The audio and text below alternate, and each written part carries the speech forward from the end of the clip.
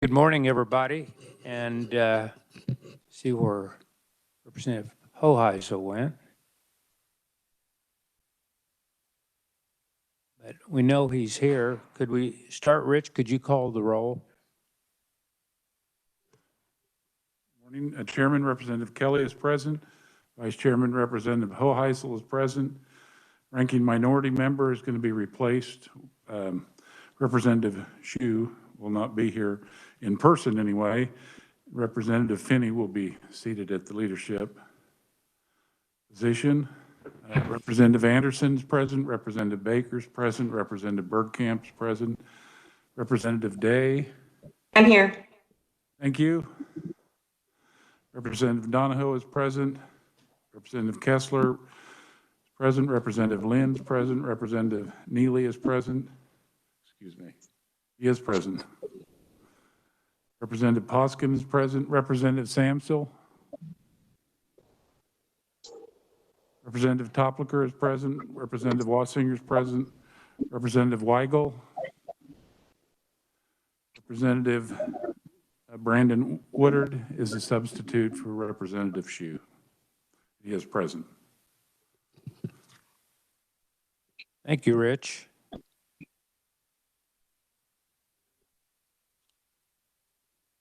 Well, the purpose of our meeting this morning is discussion and action on House Bill 2398.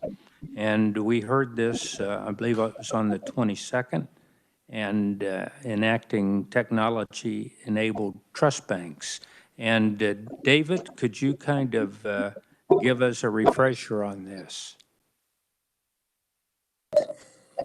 Sure, Mr. Chairman. Good morning, everyone. 2398, as the chair indicated, this would enact the Technology-Enabled Trust Bank Act. This would set up a new financial institution within the state of Kansas, technology-enabled trust banks. These entities would be under the supervision of the state bank commissioner. This sets up an act for establishing these with some definitions. They would have to be chartered by the state banking board before commencing operations. There'd be requirements for distribution, some to the Department of Commerce, and to qualified charities within an economic growth zone, which is defined in the bill. And then there is a tax credit for those those charitable contributions to the economic growth zones. At the end of the bill, if there's any specific questions, Mr. Chairman, I can go through. There's a lot in there, but I think it's better just to stop there for now. Okay, anyone have any questions for David? I know that it's a complicated bill, and but there's lots of questions that probably could be asked, but as we proceed through it, I think we'll get a little more detail. But any questions at all for David?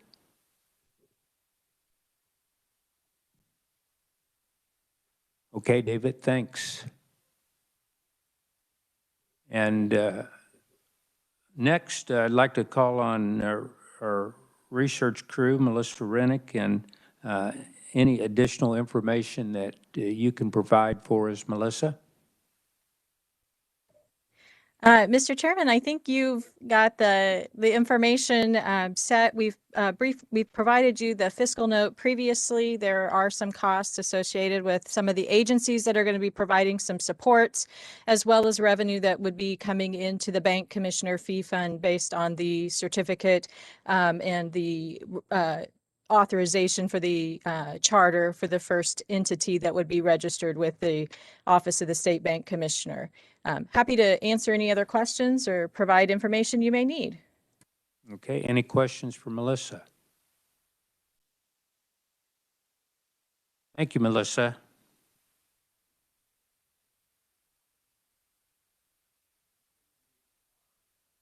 I think we're ready to open discussion. We'll now take up House Bill 2398. is there a motion concerning House Bill 2398? Have a motion from Representative Hoheisel.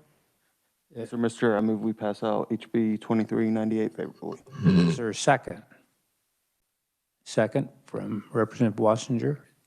We now, is there discussion on House Bill 2398?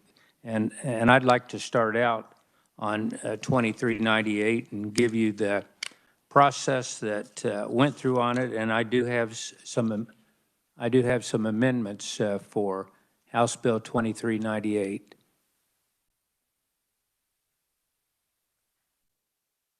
We can, Representative Michael, we can scoot down a little bit here.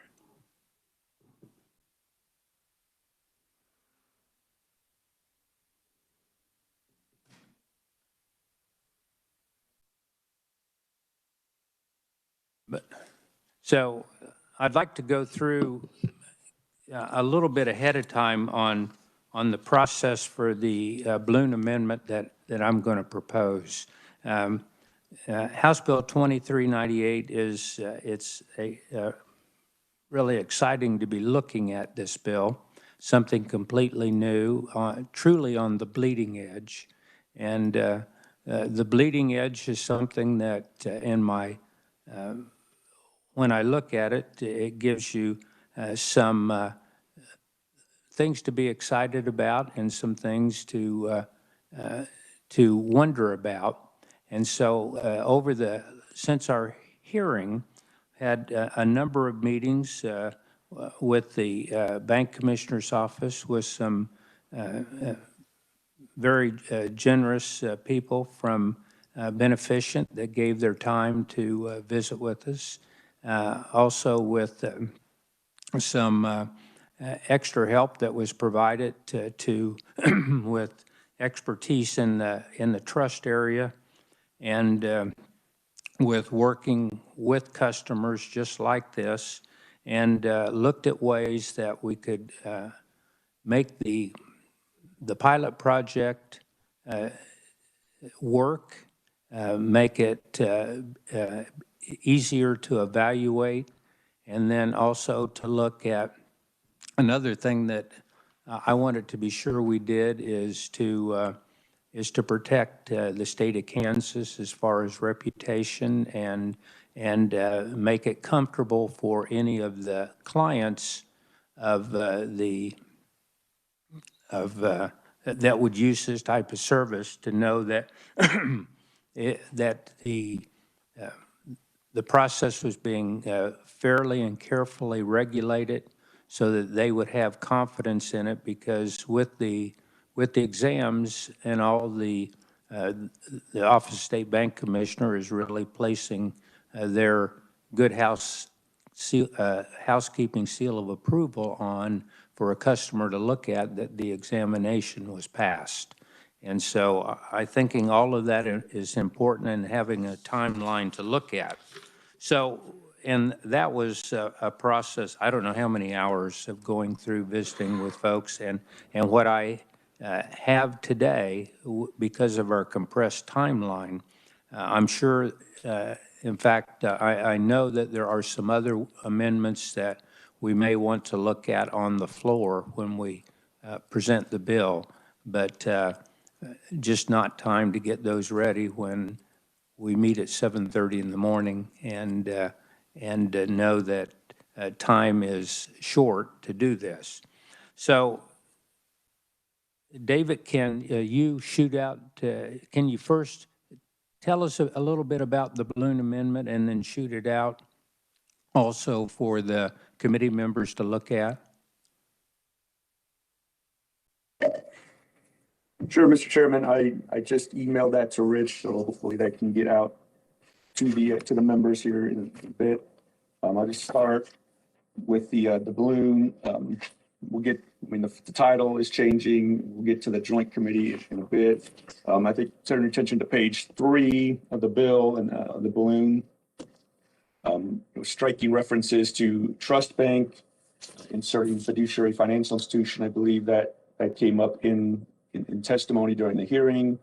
And then they're just I think if you look through the bill, there are numerous references to trust bank that we're going to replace throughout the bill with fiduciary financial institution.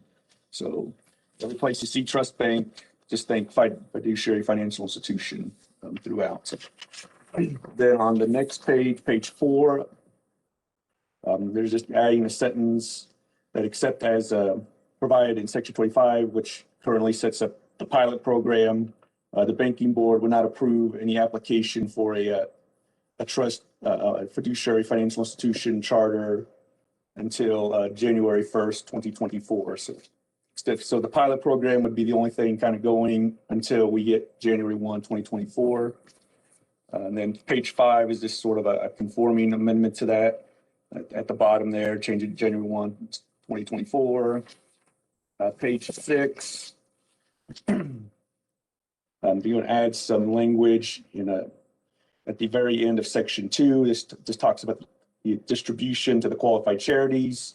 This just adds language saying that a qualified charity receiving distributions under the section shall not be an owner of any fiduciary financial institution's property or assets, and that the charity would not be shall not be liable for any losses of the fiduciary financial institution and shall not be subject to disgorgement or return of any distributions once they receive those distributions. And then section 3 about the expenses of trust, the examinations by the bank commissioner. This includes that it can also include third-party fees for consultants or other entities necessary to assist the commissioner in making the examination. Page 7, it's just another one of those conforming amendments to say this fiduciary financial institution business. And then page 9, in section 7 of 2398, we're striking some language related to the calculating of the trust, the capital solvency, and then also evaluating safety and soundness, striking the underlying language and inserting that in evaluating safety and soundness, they will be in the same manner as evaluating a trust company as required by the state banking code and rules and regulations adopted thereunder. So it'd be the same sort of examination standard for the fiduciary financial institution as for trust companies under Kansas law. Then the advertising section 8, they're not going to be able to use the words trust company, or trust bank. They have to use fiduciary financial institution. They cannot then hold out to the public that they're engaged in the business of banking or engages in the business of a trust company. And then there is also then a new sentence at the end of that section that would say that no fiduciary financial institution's business name or advertising shall infer or imply that the fiduciary financial institution is endorsed by, affiliated with, or otherwise connected to the state of Kansas. The next amendment is page 12. This is again just the date change to reflect that January 1, 2024 from the earlier amendment. And then page 13, this is a similar sentence that we saw back in section 2, the distributions to the qualified charities. It's the same language there about they're not an owner of any property or assets, and they are not subject to disgorgement or return of distributions once they receive the distributions. And then page 16 is the next amendment. This is in section 18 about breach of fiduciary duty. This is kind of reworking that a little bit to say that the instrument may indemnify a trust advisor that serves as trustee of a FidFin trust for a breach of fiduciary duty to the extent that the breach of fiduciary duty is not committed in bad faith, intentionally, or with reckless indifference to the interest of a beneficiary. It's similar, just kind of a reworking of that section. And then section 21, I'm starting on page 17, moving over to page 18. It talks about the forms and the approval of the forms by the commissioner. That section is being struck in its entirety, so then we have to renumber all the various sections throughout there. So there'll have to be some additional sort of technical conforming amendments to redo all those internal references. Then section 22, this is the section that talks about the promulgation of rules and regulations. It's It was going to be January 1st, 2022, but the commissioner would have to adopt the rules and regulations. That's been extended 6 months to July 1st, 2022. And then it says that such rules and regulations shall apply the same safety and soundness standards for fiduciary financial institutions as for trust companies under the state banking code. Again, that goes back sort of to that previous amendment where they'll be treated as the same as a trust company under the banking code. And then there's also a new subsection B down there. It just says the Office of the State Bank Commissioner may enter into contracts for technical assistance and professional services as are necessary to administer the provision of this act and to meet the deadline for the adoption of rules and regulations. And then such contracts would be exempt from the competitive bid requirements that are out there, so that they can get these contracts out a little bit faster to get the technical expertise and professional assistance to meet those deadlines. And Section 25 of the underlying bill, which would eventually be Section 24, this is where we talk about the pilot program. So it's on the very bottom of page 18, line 42, strike trust bank, and then we're inserting if we granted a provisional non-operating fiduciary financial institution charter to beneficiaries. And then going over to page 19, there's one of the distribution of case. That's just a typo, so it should be cash. That's just a correction there. And then line 22, we insert again that provisional non-operating fiduciary financial institution charter to beneficiaries. And then there's going to be a new subsection D, E, and F, and that big balloon off to the side there. It says that notwithstanding the provision of the section prior to December 31, 2021, beneficiary may make that applicable distribution requirements and the required distribution in Section 2 and required distribution amount in Section 11, and by placing the assets in escrow with one or more qualified charities, provided that the funds would be released when beneficiary company is permitted to commence their FinFit and transactions and operate in Kansas. And then there's subsection E1. So it says subject to the provisions of paragraph 2 on or after December 31, 2021, and the adoption of the rules and regulations pursuant to Section 22, which will end up being 21. That's the State Banking Board shall approve, and the Commissioner shall issue a charter to beneficiaries. And paragraph 2, there it does provide for the bank commissioner may extend that kind of non-operating period for up to 6 months. If the commissioner prior to December 31st submits a request for that extension to the chairperson of financial institutions and rural development, so chairperson of this committee, and then the chairperson of the Senate Financial Institutions and Insurance Committee, and to beneficiary, identifying the specific reasons which such extension is necessary, and describe the time frame in which those reasons shall be resolved. And then there's a subsection F there that on or before January 10th, 2022, the first day of next session, the Office of the State Bank Commissioner shall provide a report to both this committee and the Senate FI&I Committee, updating the committee on the progress of the pilot program, and such report shall include recommendations from the Bank Commissioner's Office for any legislation that would be necessary to implement the provisions of the Act. And then on page 21, this is in the tax credit section. So at the very top of page 21, the tax credit would be applied to go back to kind of page 20 over to 21. It would be maybe apply a member of the entity is entitled to a tax credit with striking the terms or any other party who is required to report such income on a Kansas income tax return. So it would just be a member of the entity is entitled to the tax credit. And then the tax credit, the carry forward on the tax credit would be reduced from 14 to down to 3 carry forward years. And then there would be a new sentence added that says in any taxable year, a fiduciary financial institution shall pay the greater of the qualified charitable distributions made during its taxable year or the tax liability of the institution imposed pursuant to the Kansas Income Tax Act or privilege tax imposed on the institution. So whatever the greater amount is, that's what they're supposed to pay in the taxable year. And then there'll be a new section added to the bill, section 28. This is on the very back of the balloon.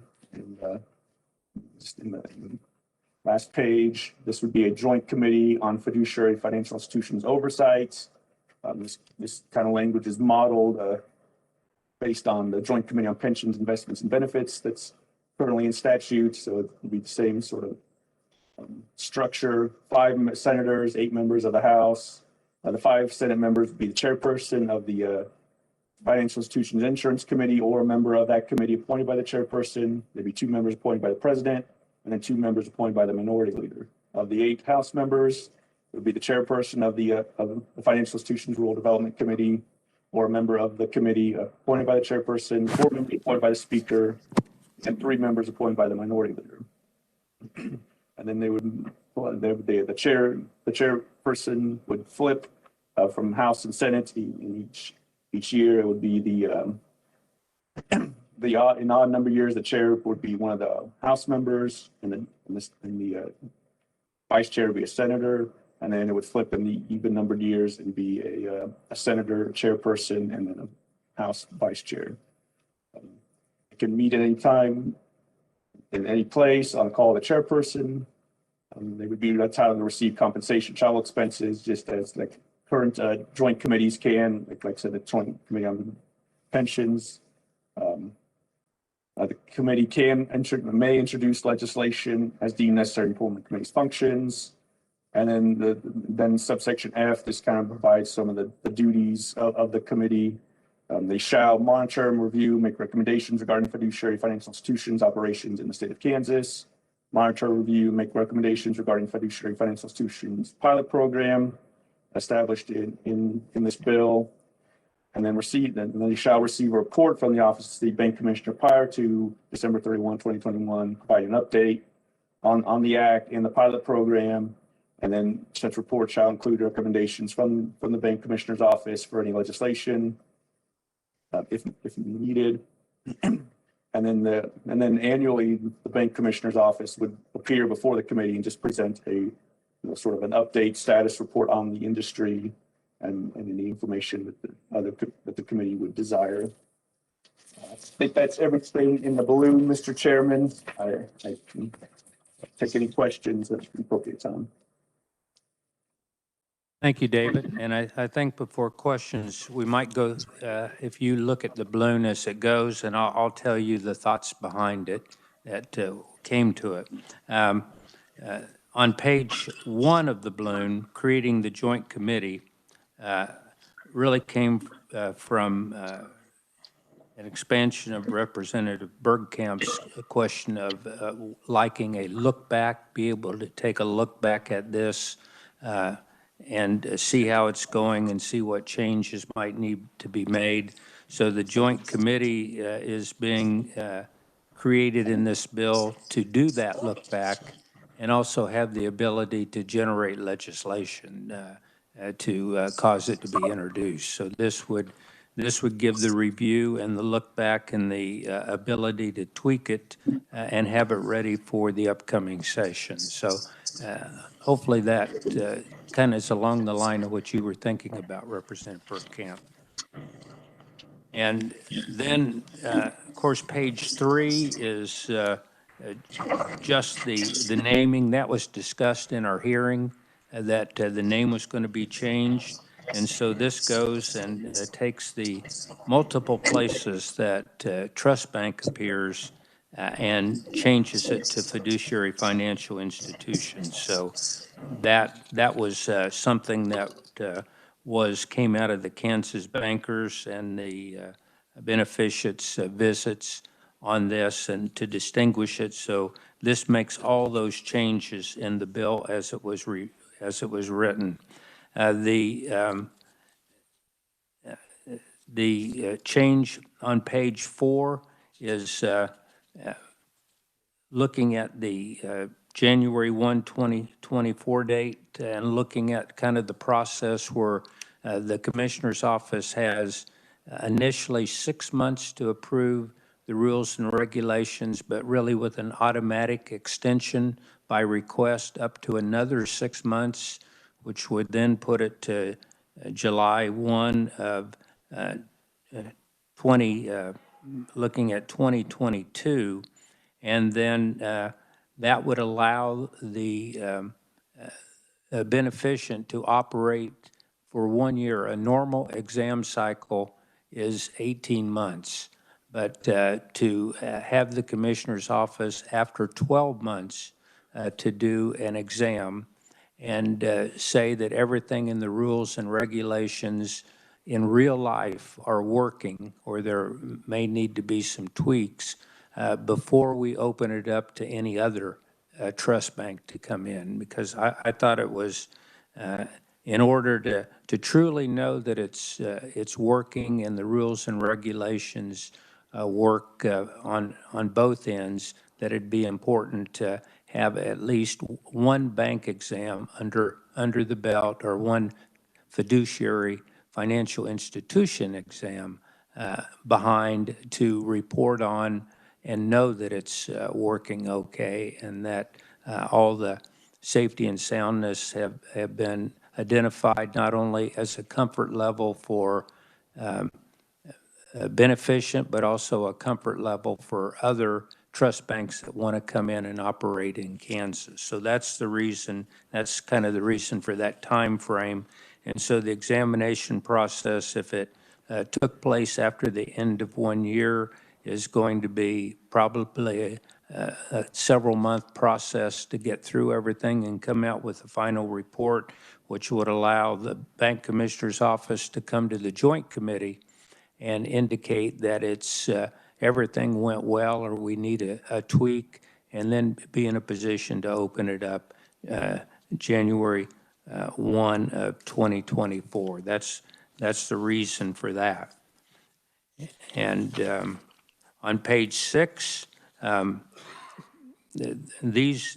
most of these were, that we'll talk about, were agreed to changes by both the commissioner's office and beneficent. Now, we may look on page,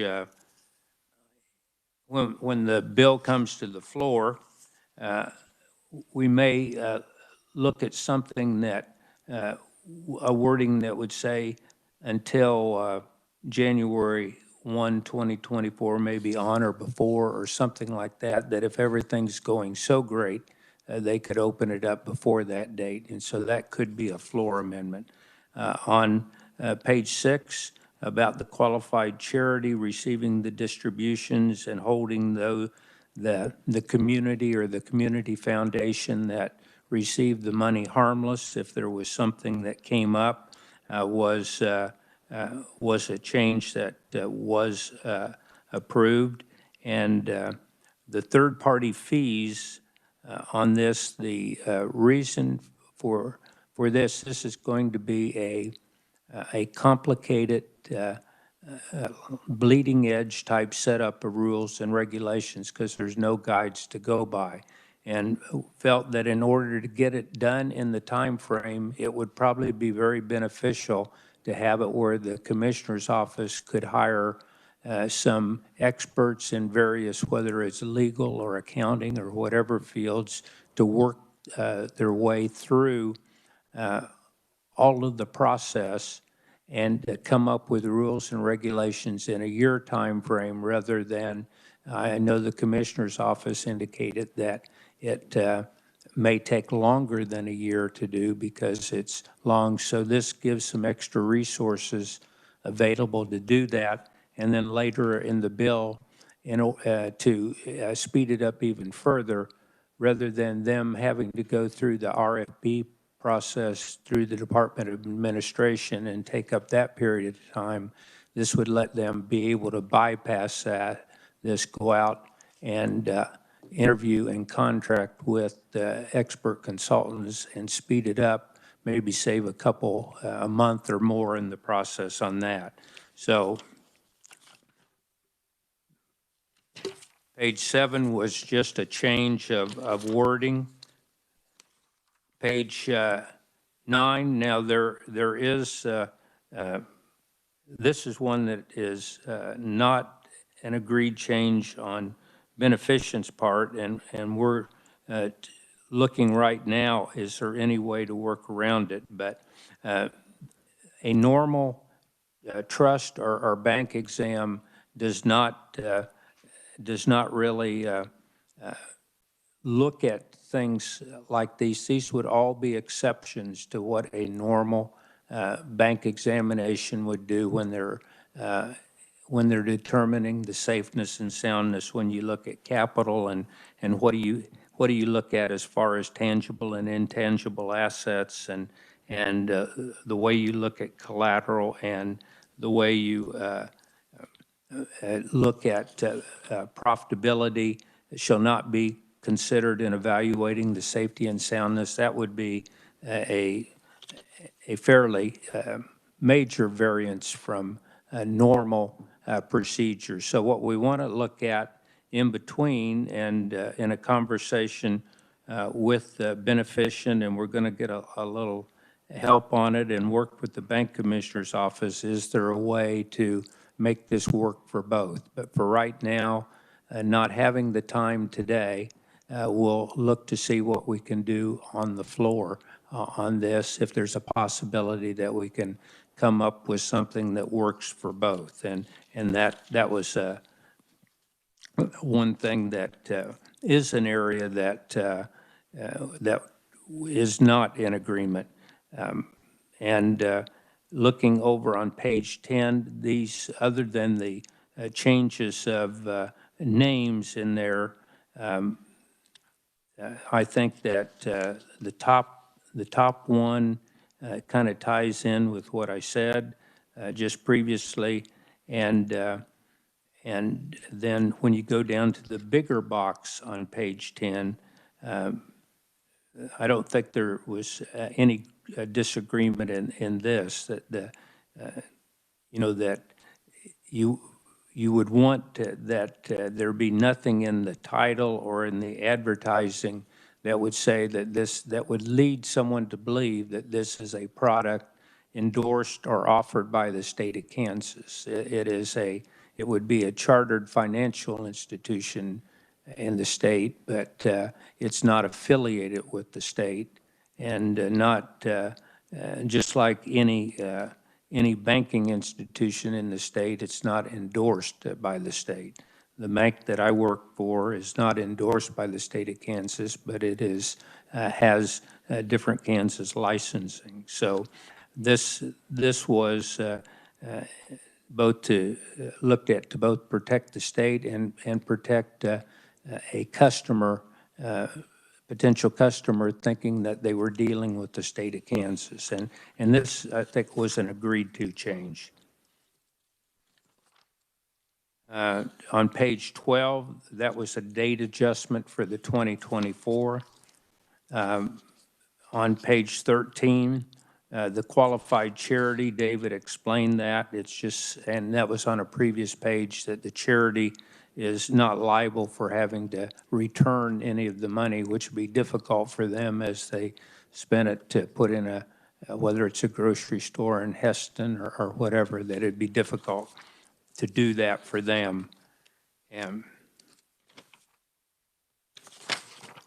on page 16, this was a agreed upon change. It just makes it a little clearer as far as the extent of the breach of fiduciary duty and bad faith and reckless indifference. So on page 17,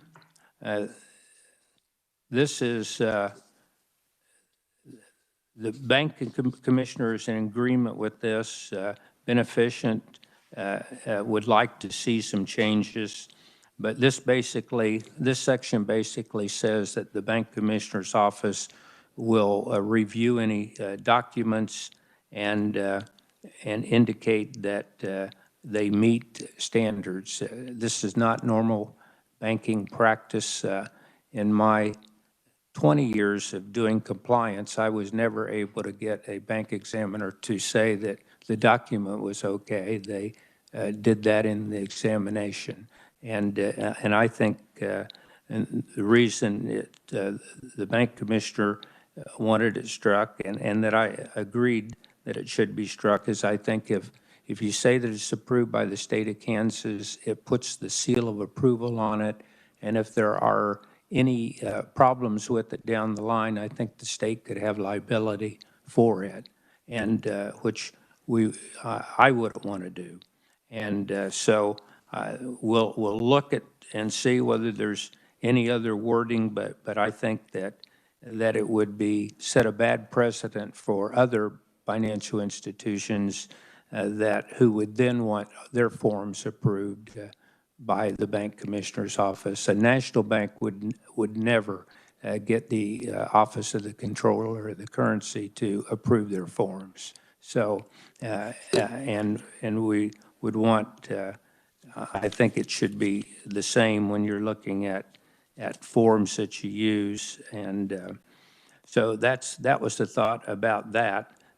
On page 18, the box there makes it possible for the bank commissioner's office to hire the expert staff and to do it in a timely manner. And so it authorizes to go around the normal process.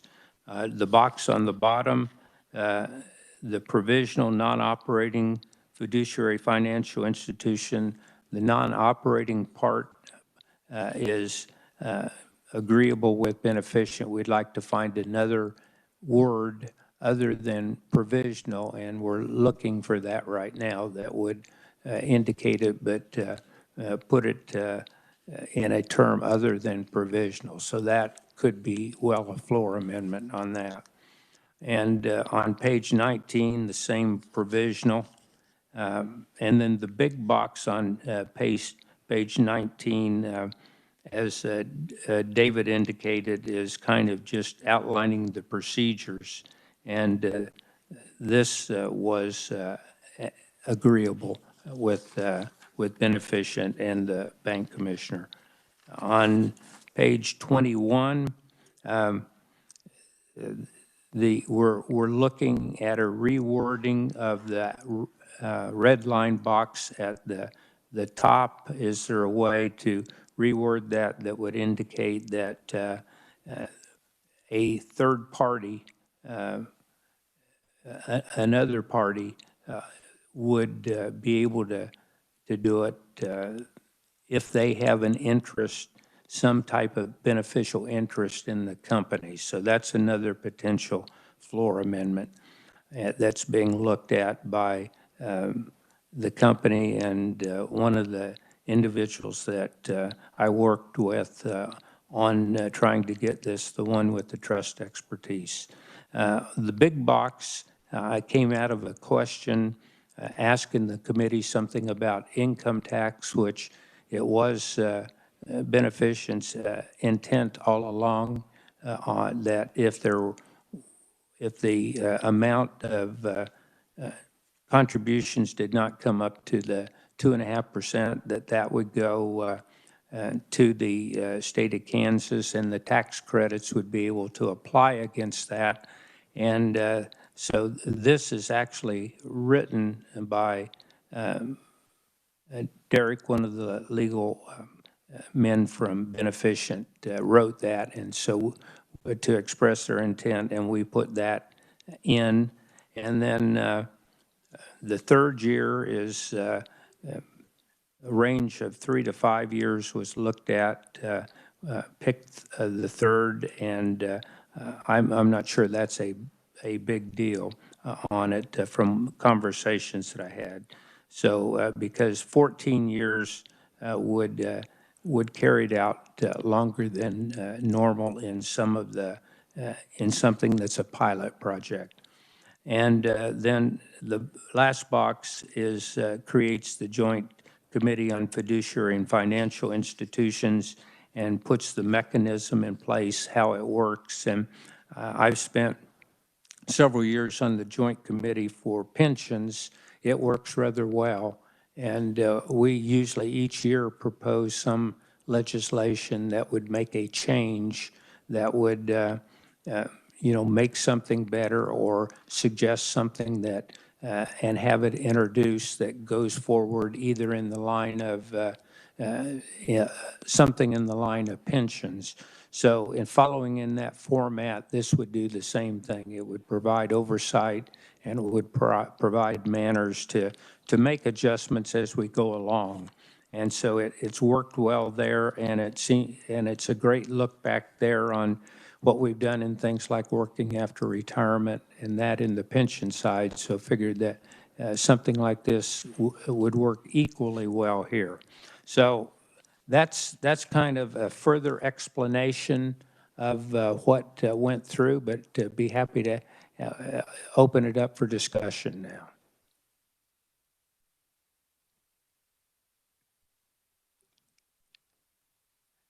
Representative Baker?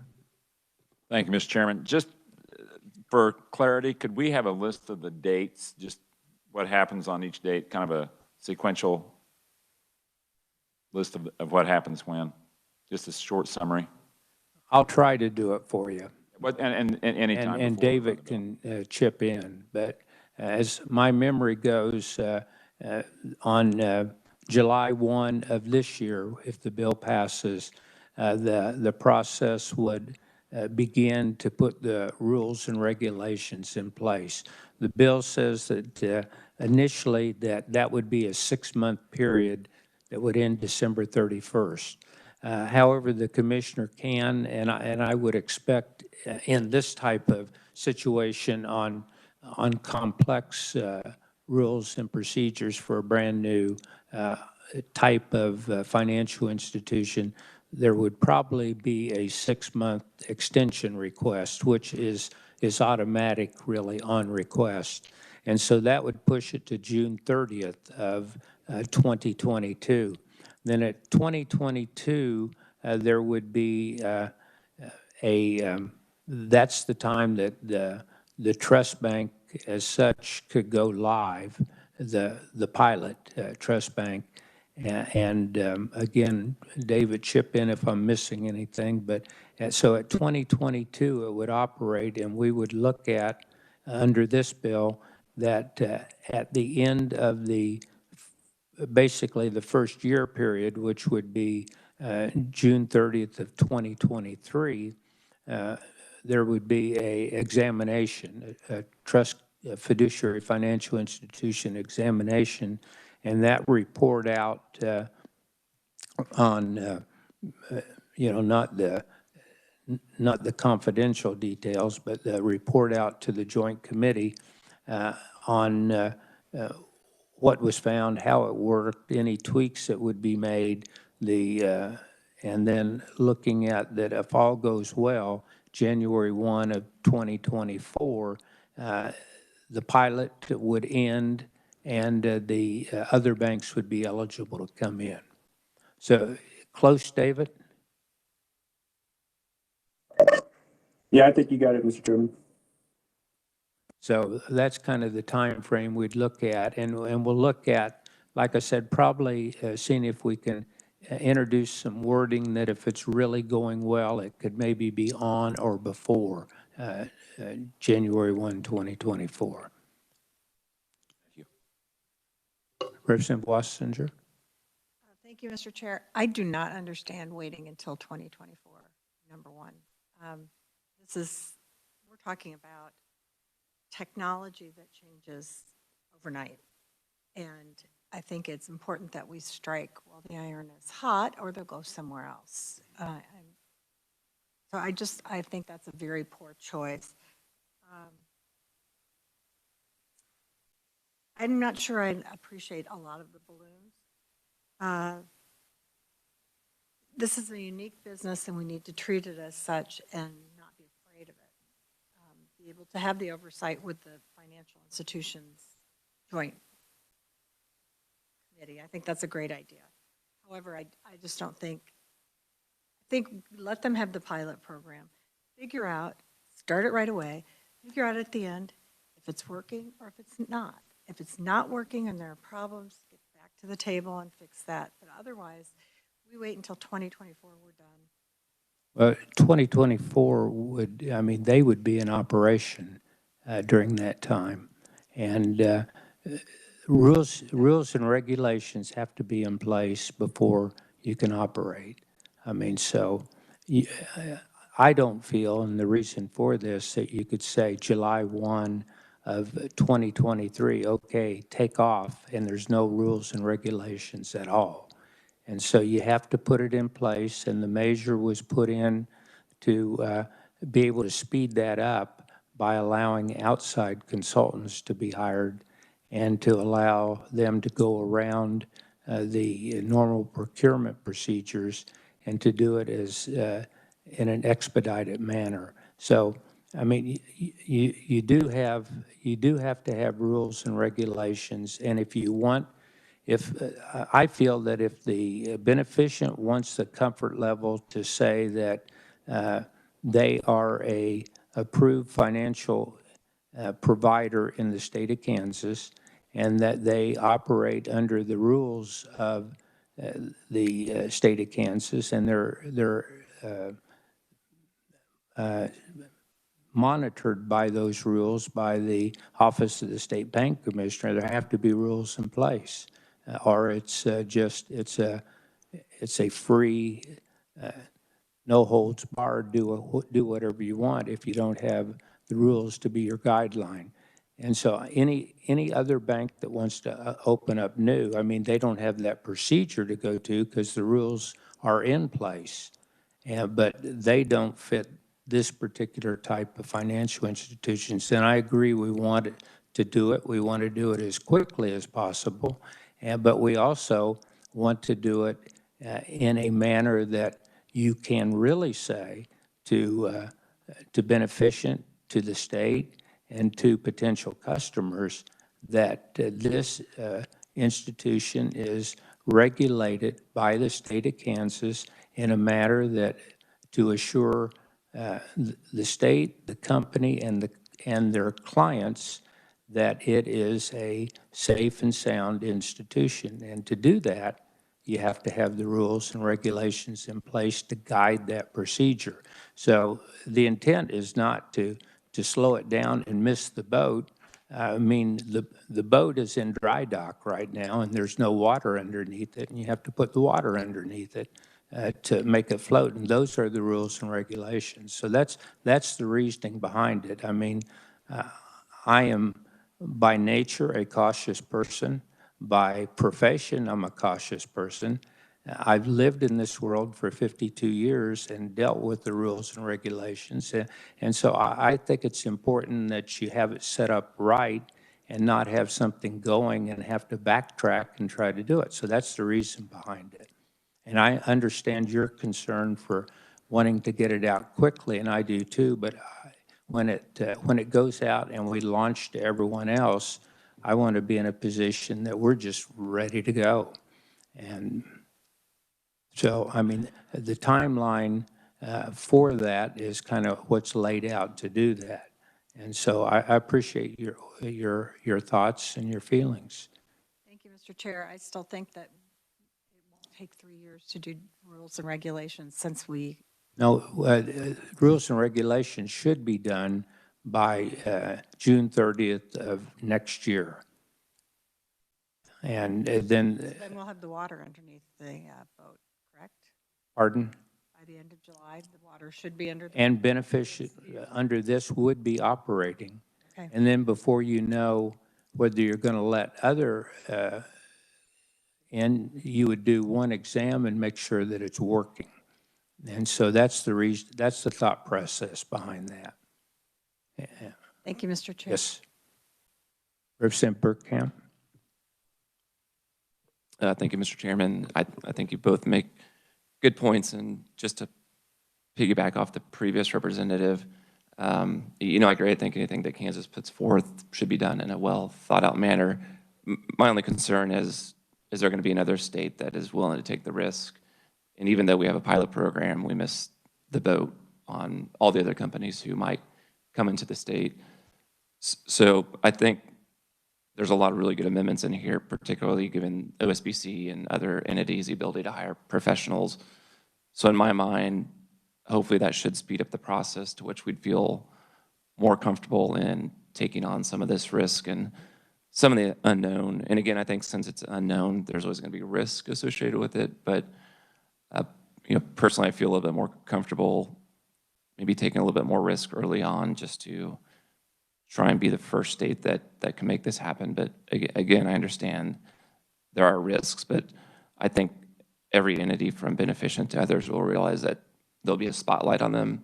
So I just think that between that and their customers also knowing what they're getting into, there'll be a lot of just oversight from that perspective as well. So I'd be a proponent of trying to move the date up to opening up to other companies to be sooner than 2024 as well. Thank you. And that's the reason to look at the wording of on or before, some type of wording on or before 2024.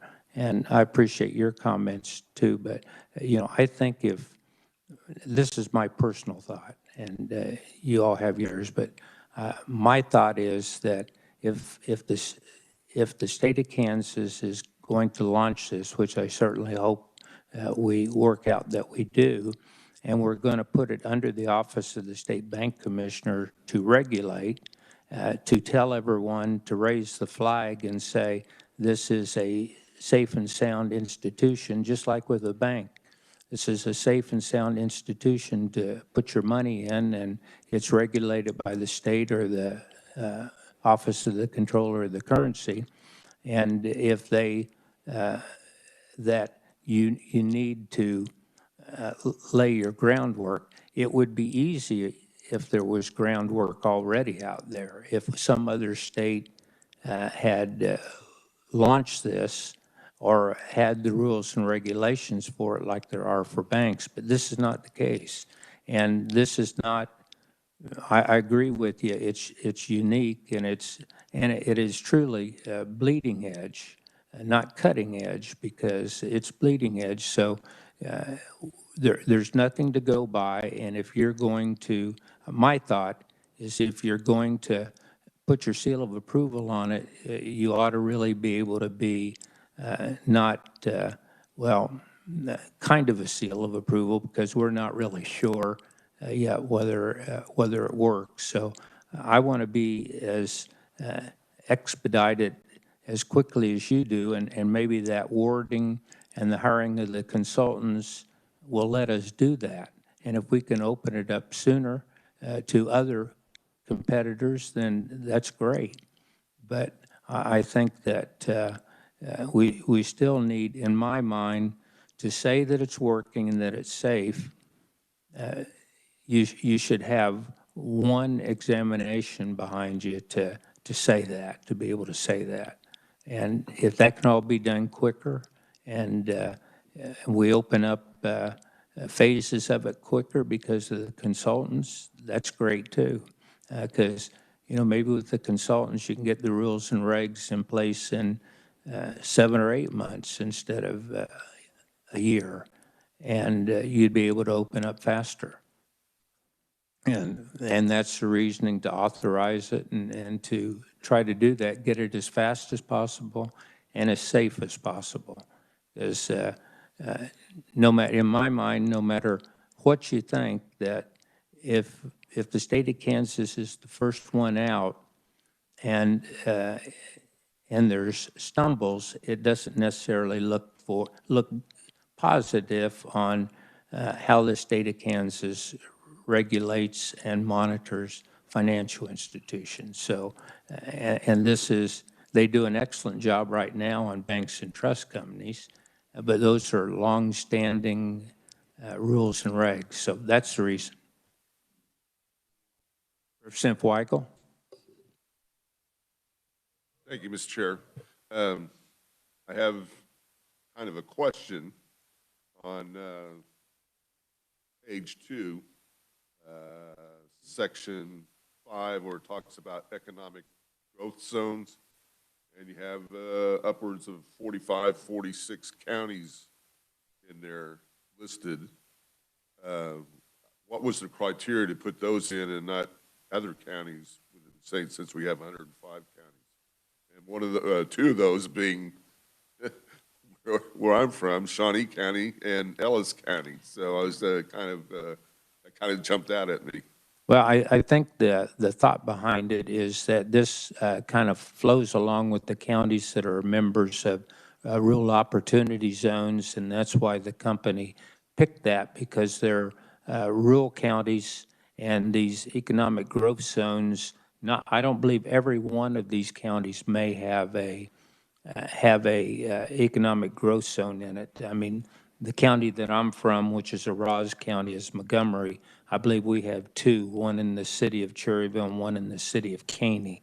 But I don't believe Coffeyville and Independence are. So, but the logic behind it was using the Rural Opportunity Zone program that's already set up as a way to be the guide for this, and they are ones that are identified in legislation already. So that was the reason behind that. And I just, when I looked at that and especially since I didn't see Ellis County on there, but all the counties around Ellis County are on there, so I just kind of wondering what that was. Second question, more of a comment, listening to what you were talking about and listening to what David was talking about on some of this. Has the state banking commissioner seen all this and signed off on this?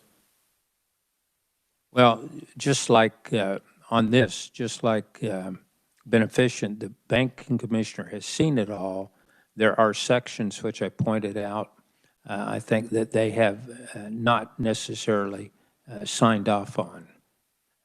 I mean, there are other things they would like to have in the bill, and those are all things we'll have to look at too. There's some other things that Beneficient would like to have in the bill, and we'll have to look at those. Unfortunately, with our time frame, we may have to look at them on the floor. So, I mean, there's many areas of agreement in the bill. There are the things that I pointed out that the forms, the bank commissioner agrees with that. Beneficient would like to have it done. The couple other areas the same way. So yeah, there have been communications with both the bank commissioner's office and with the company. Okay, and just this is more of a comment. Something that you mentioned about the Office of Comptroller would never sign off on something like this. And I understand this is a new.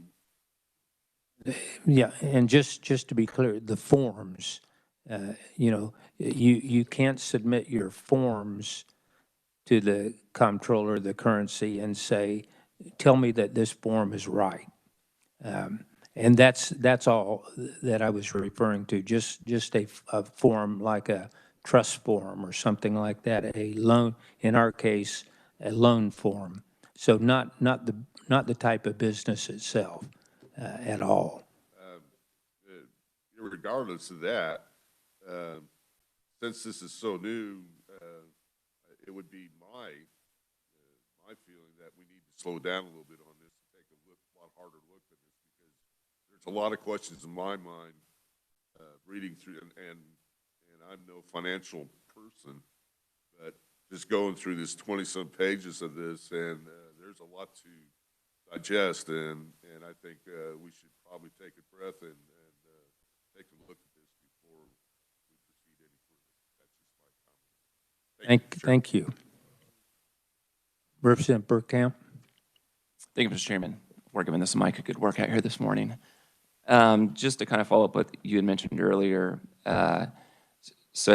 obviously we kind of have banks and trusts, and then this new form here, and this was kind of running through my mind as I was looking at the amendments and whatnot.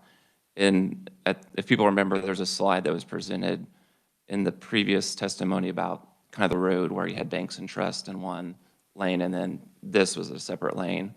I kind of feel what these amendments are doing are merging those two roads into one.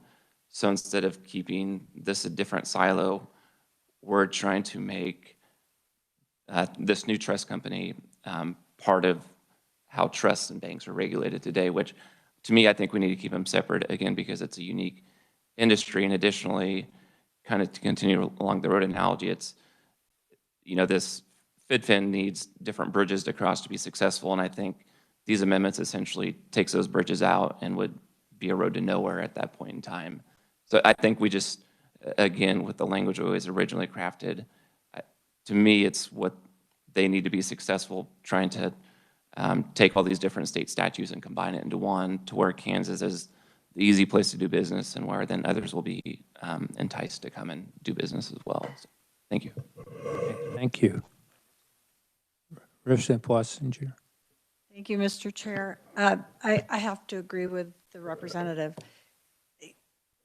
We are trying to make this like a regular trust bank, and we were told from the start it's completely different. And when you start to try to make it look like something we already have, it does take the unique ability of the FIDFIN. I am deeply concerned about striking all of these from the bill itself. I just think we need to act with some confidence and use the committee of oversight later. But changing everything to look like, as Representative Bergkamp said, like a regular trust bank, just leaves it without any bones. I think we're making a huge mistake, so I would not be in support of any of those. Thanks. And I mean, just a comment to follow up. I don't think we're merging the roads. I think you have to develop a framework to examine for safety and soundness. Will it be exactly the same? Will they have the same books and everything that they look at? No, but you're going to have to be able to examine a framework that you can at least be able to identify safety and soundness and have some type of comparison to look at, like you look at other financial institutions, but there'll be, in my mind, when they develop them and using the experts, there'll be differences, but you still have to be able to have the same confidence level that it's a safe and sound operation. And we will, that's one of the things we want to look at. Is there a way with these experts, when they look at it, that they can convert some of these things into a way to look at them that you can, one of the examples could be any type of business that you generally evaluate.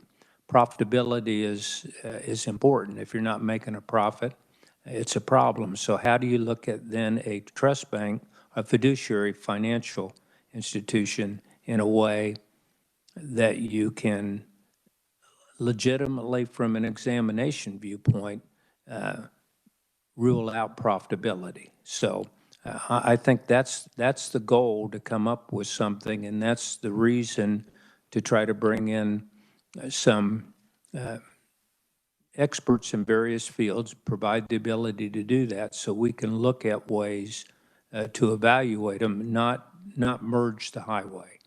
And so, because they're not going to offer, they're not going to do the same kind of things. So there's a lot of things that banks and trust companies are evaluated on. They won't be.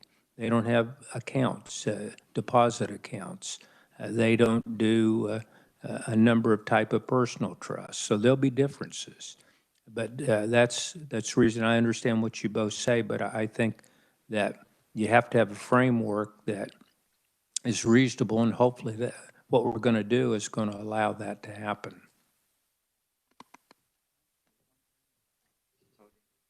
Pardon? Sure. Representative Hsu.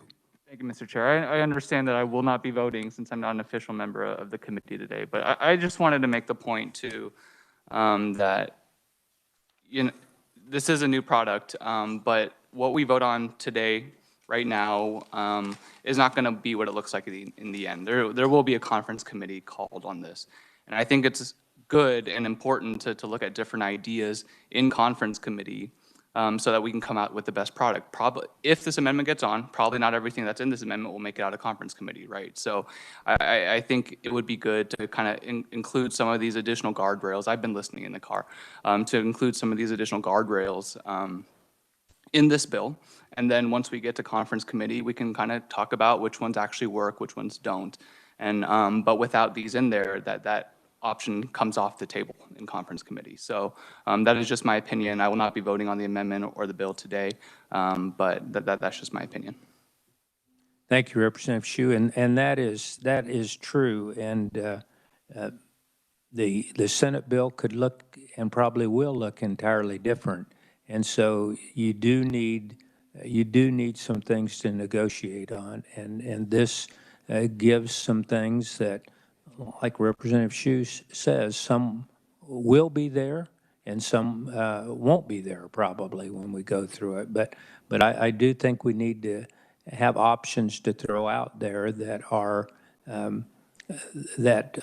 all of these, from the questions that I've posed to those that I've worked with on this. I want to be sure that it is reasonable, that it isn't overkill, but that it does provide guardrails, like Representative Shu said, that we can evaluate the operation and move it along as quickly as possible. And the answer to those inquiries I made were it does provide the guardrails, and it does protect the state of Kansas, and it does give us some positions to go into in the conference committee. So, Representative Anderson? Thank you, Mr. Chairman. Would you allow the beneficent group to comment on the amendment? Not on this, Representative Anderson, not on what we're going to do today and in the 20 minutes that we have left. And they, I mean, they will be involved when we look at things that we want to do along the line. But with the time crunch that we're under, I think we probably need to just move on. But we will, as between now and the floor time and the conference committee time, there will be conversations.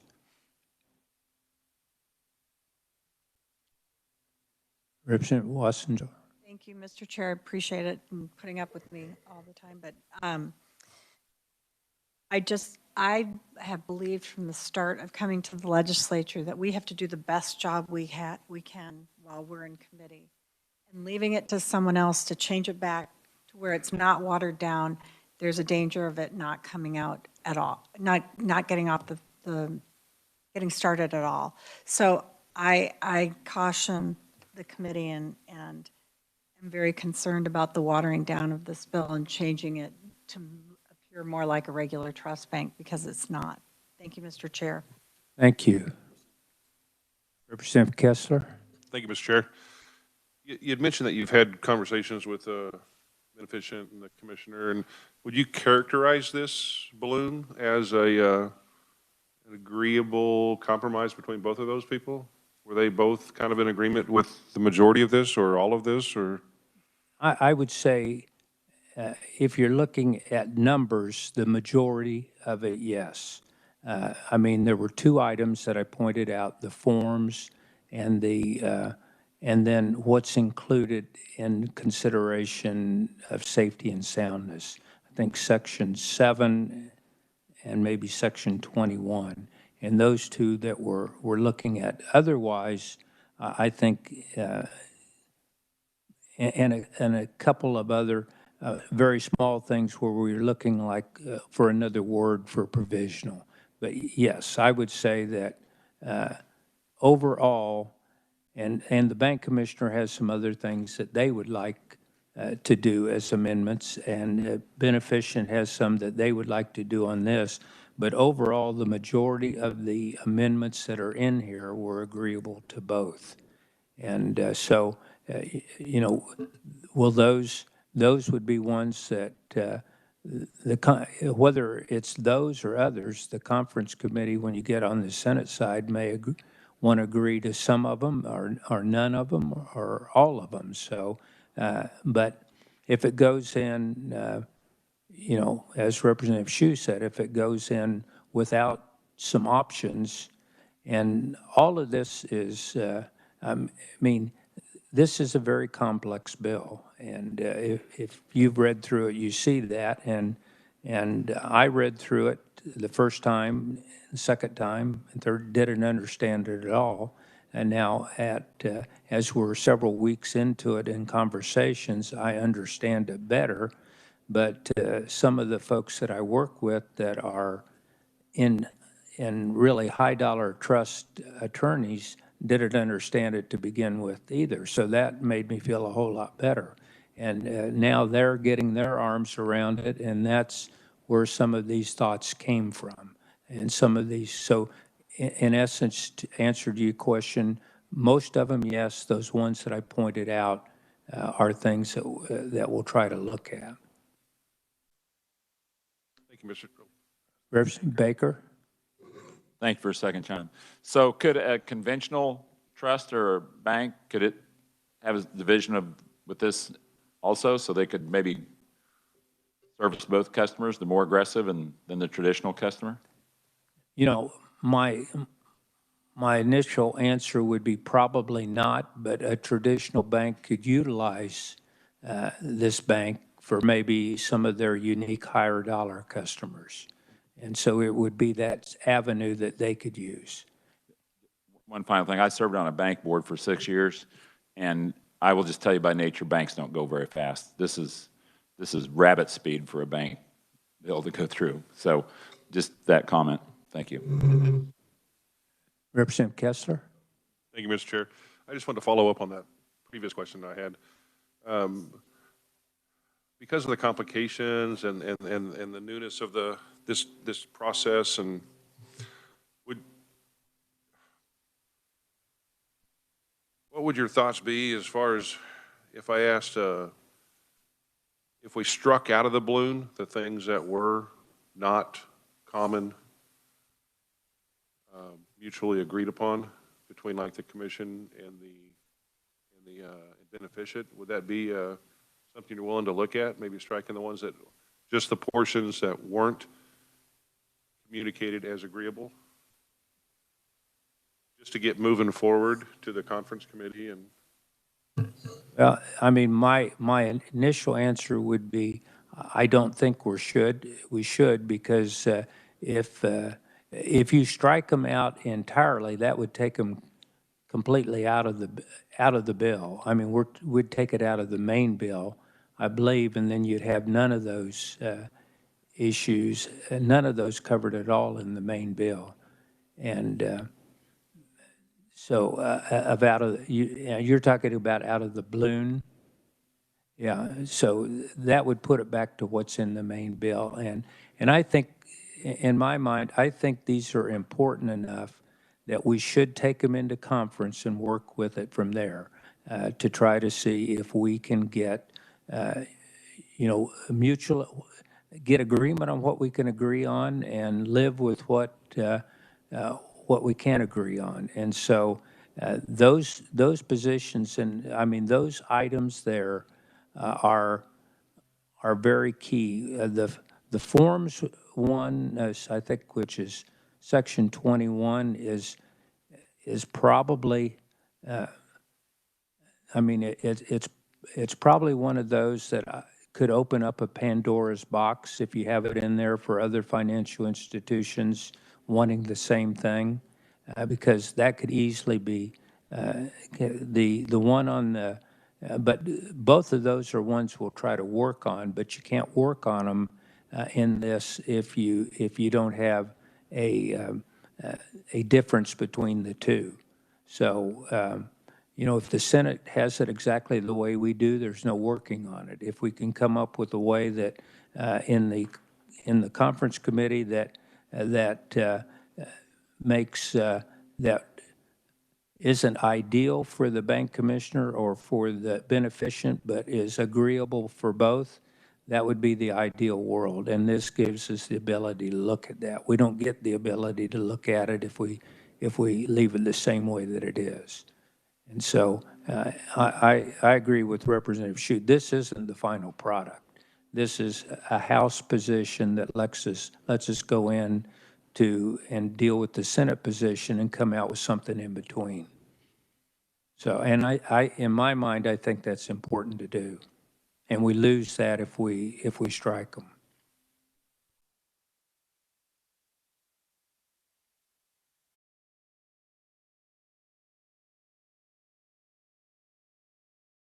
Representative Wassinger?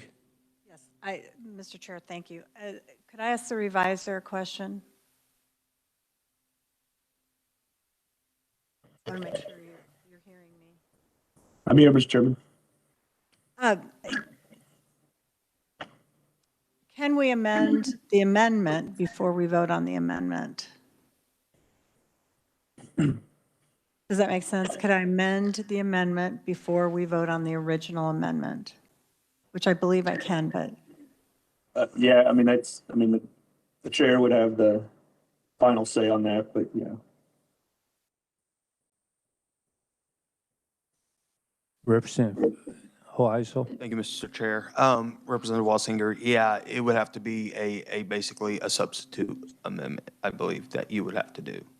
And that would be, if David, you can correct me if I'm wrong, but correct. the process would be you would do a substitute amendment in place of this amendment and then do whatever you want. But obviously, if you don't have your amendment drawn up, it would be a conceptual amendment. So. And the one thing, this bill will go to the floor, and there's a chance for amendments on the floor. So with the time frame that we have, when it goes to the floor, it'll be open for debate and it'll be open for amendments, and there'll be time to do it. There's amendments that I think the bank commissioner would like. There's amendments the beneficent would like, and those are all things that can be dealt with on the floor, including anything that you would want to do, Representative.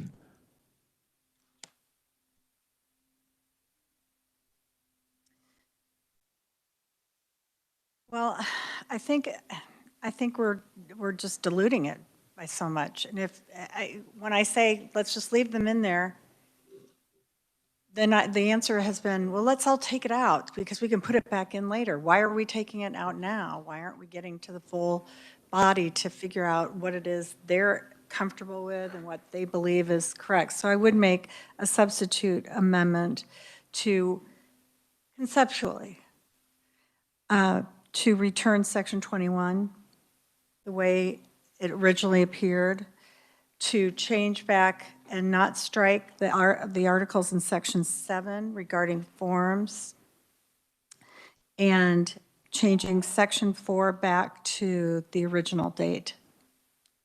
Representative Wassinger, I want to go ahead with this amendment, and you can make those on the floor when it comes up, that you want to take those out, so that we've got about 10 minutes left before we go. But I respect what you want to do, and if you'd be willing to make those on the floor, that will let the whole body decide whether those stay in or come out. All right, thank you, Mr. Chair. Okay, so we really need to move on and to wrap this up in this period of time. But for right now, I would like to deal with the balloon on 2398. On the discussion, are there any final questions? Or Representative Burkamp? Thank you, Mr. Chairman. I think because we're not going to do the substitute amendment, I'll probably be opposed to the balloon just because it'll be easier to amend the sections that need to on the floor without everything else in there, because I just find it's very hard to amend anything on the floor once it comes out of committee. So that'll be my stance. Thank you. Okay. Thank you, Representative Burkamp. We have this as far, we have I would like to have a motion on the balloon on 2398. And I will make, is there anyone that would like to make a motion on the balloon to 2398 as far as approval? Sure, I believe you made the motion in the beginning. I believe. We could check with the revisor, but I think you have made that motion initially. Was there a motion initially on the balloon, David? I don't believe on the balloon there's been a motion yet, Mr. Chairman. Okay, a motion on stand the corrected. bill, I believe, but could I have a motion on the balloon amendment? Yes, Representative Toplicker. I move the balloon amendment favorably. Have a motion on the amendment favorably. Is there a second? Representative Baker, a second. Okay, we have a motion and a second. All those in favor of the balloon amendment, we better raise hands with the crowded room here. All those in favor, please raise your right hand.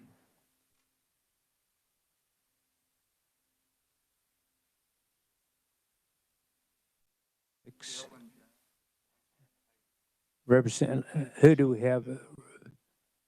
Representative Finney, are you in the building? No, I'm not. And what was Representative Finney's? She's not in the building. Representative Day, are you in the building? Yeah, I got my hand up. You're in favor? Okay. Yes. All those opposed?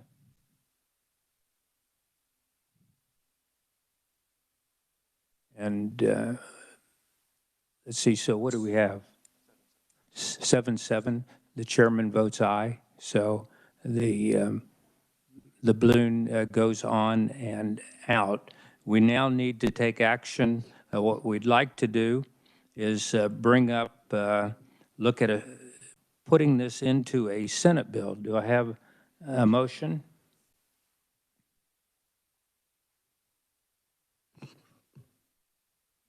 Representative Hoheisel? Thank you, Mr. Actually, I think you. Well, we're looking at putting this in a Senate bill, and it's Senate Bill 98, that we would take out the contents and insert the amended House Bill 2398. So Representative Hoheisel? We'd like to open up Senate Bill 98. Thank you, Mr. Chair. I move that we take the contents of House Bill 2398, insert it in the Senate Bill 98, and then strike the original contents of Senate Bill 98. Have a motion to insert House Bill 2398 into Senate Bill 98 after taking out the original contents. That was a tax bill that came to us to use for this. And it would then be House substitute for Senate Bill 98. And have a motion. Is there a second? Representative Wassinger, second. All those in favor signify by saying aye. And we also want to give the reviser the ability to make technical corrections, and I'm sure there will be. So if the reviser would have that ability. So we have a motion to insert the contents into of House Bill 2398, the balloon as amended, the bill as amended into Senate Bill 98, give the reviser the ability to make technical corrections. All those in favor signify by saying aye. Aye. Opposed, nay. The motion passes, and House substitute for Senate Bill 98 was passed out favorably, and this will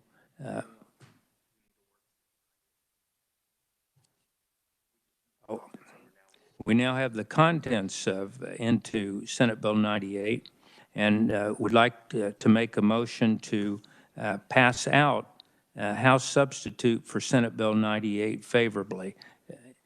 Have a